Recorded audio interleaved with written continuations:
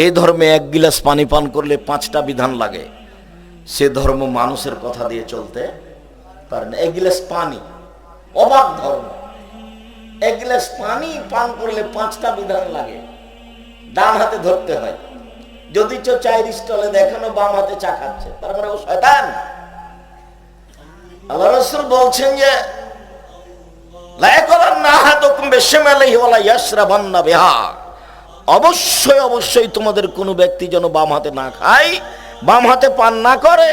ফাইনা শাইতানু ইয়াকুলু বিশিমালিহি ওয়া ইয়াশরাবু বিহা, নিশ্চয় শয়তান বাম হাতে খায়, বাম হাতে পান করে।